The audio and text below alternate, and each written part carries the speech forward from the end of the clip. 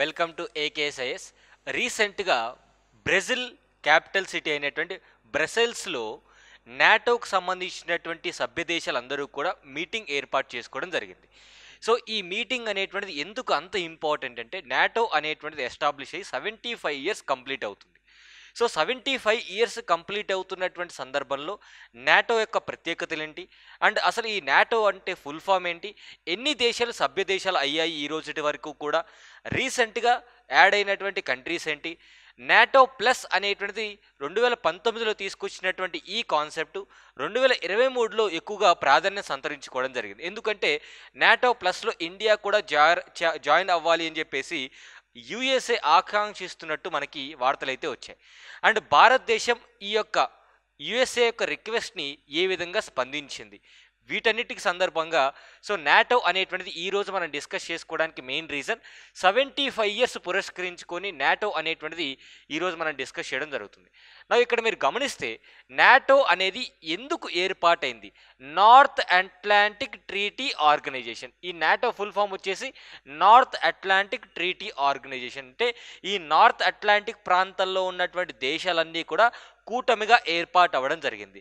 And వీరి యొక్క Moto ఏమిటి అంటే ఆర్టికల్ 5 ఆఫ్ నాటో ఏం చెప్తుంది అంటే, ఒకరిపైన అంటే సభ్య దేశాలైనటువంటి నాటో పైన ఒక్కరు అటాక్ చేసినా సరే మిగతా సభ్య దేశాలందరి మీద అటాక్గా పరిగణించి వారు తీవ్రంగా ప్రతిఘటించడం జరుగుతుంది.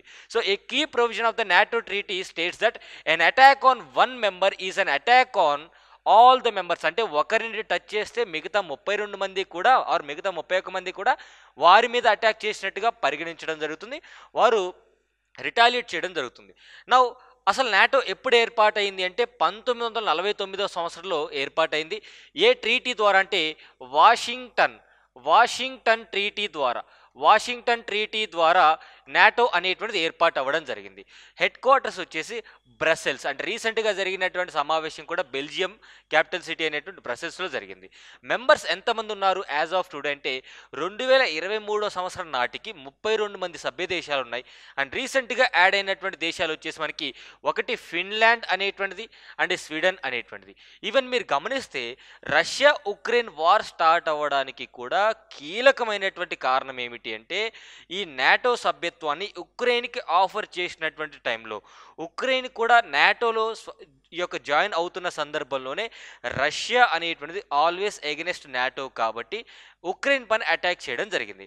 అంటే ఇండైరెక్ట్లీ ఆర్ డైరెక్ట్లీ నాటో సభ్య దేశాలు అండ్ ఎక్స్క్లూజివ్గా అమెరికా అనేది రష్యా ఉక్రెయిన్ వార్ని ఇంకా తీవ్రత చేయడానికి కారణమైందని కూడా మనకు వార్తల్లో రావడం జరిగింది.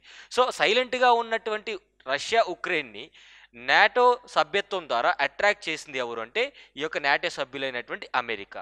నౌ ఫౌండింగ్ మెంబర్స్ అనేటువంటివి కూడా మనకి important. Belgium, Canada, Denmark, France, Iceland, Italy, Luxembourg, the Netherlands, Norway, Portugal, UK and USA ఇవన్నీ కూడా ఫౌండింగ్ మెంబర్స్గా అవ్వడం జరుగుతుంది. అండ్ ఈ 75 సంవత్సరాల్లో నాటో సాధించింది ఏమిటి అంటే, ఈ 32 దేశాలు లేదా 30 దేశాల కూటమి అనేటువంటిది బలిష్టంగా ఉంది. అండ్ టెర్రరిజం యాక్టివిటీస్కి ఎగెనెస్ట్గా వీళ్ళు ఫైట్ చేస్తున్నట్టుగా కూడా మనకు తెలుస్తుంది. So it has been invoked only once after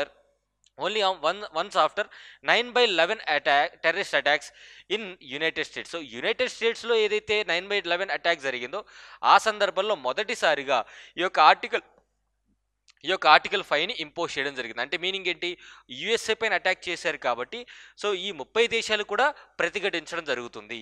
and ఇక్కడ మీరు గమనిస్తే however NATO's protection does not extend to members civilian wars or internal coups. అంటే ఆ దేశాల్లో జరిగేటువంటి ఇంటర్నల్ ఇష్యూస్ కావచ్చు, అండ్ ఫర్ ఎగ్జాంపుల్ ఆ దేశం వేరే దేశంతో యుద్ధం ప్రకటించినప్పుడు సందర్భంగా నాటో ఇన్వాల్వ్ అవ్వదు.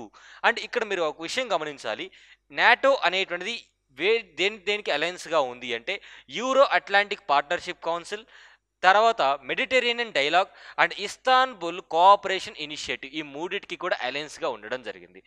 నౌ నాటో ప్లస్ అనేటువంటిది రీసెంట్గా ఎందుకు న్యూస్లో ఉంది అంటే సో నాటో ప్లస్ అనేటువంటిది అపార్ట్ ఫ్రమ్ నాటో కంట్రీస్, అంటే ఈ 32 దేశాలు, నాటో అంటే మనకేంటి ఈ ఇప్పుడు వరకు మాట్లాడుకున్నటువంటి 32 దేశాలు, ఈ 32 దేశాలు ప్లస్ ఒక 5 దేశాల సభ్యత్వం అనేది రావడం జరుగుతుంది. ఈ +5 కంట్రీస్ ఎవరు అంటే Australia, New Zealand, Japan, Israel, south Korea. సాధారణంగా నార్త్ అట్లాంటిక్ సముద్రంకి బౌర్డర్గా ఉన్నటువంటి కంట్రీసే ఈ యొక్క నాటో సభ్యత్వం కంట్రీస్ అండ్ యూరోపియన్ కంట్రీస్ కూడా. అండ్ ఈవెన్ మీరు గమనిస్తే ఆర్టికల్ 10 ఆఫ్ నాటో ఏం చెప్తుందంటే నాటో సభ్యత్వం అనేటువంటిది యూరోపియన్ కాంటినెంట్లో ఉన్న ఎవరికైనా సరే ఎప్పటికీ కూడా ఓపెన్గా ఉంటుంది. మీరు వచ్చి కూడా జాయిన్ అయిపోవచ్చు. It is open to all the European countries. So and ఈ 5 కంట్రీస్ని కలుపుకుంటే నాటో ప్లస్గా తయారవుతుంది. So NATO countries plus Australia, New Zealand, Japan, Israel and south Korea, వీటన్నిటిని కూడా నాటో ప్లస్ కంట్రీస్ అంటాం. అండ్ ఇండియాకి కూడా ఆఫర్ చేయడం జరిగింది, బట్ ఇండియా రిజెక్ట్ చేయడం జరిగింది. సో ఇండియా ఏమని పరిగణించిందంటే నాటో ప్లస్ అనేటువంటిది ఒక బెయిట్గా పరిగణించింది. బెయిట్ అంటే ఎరా.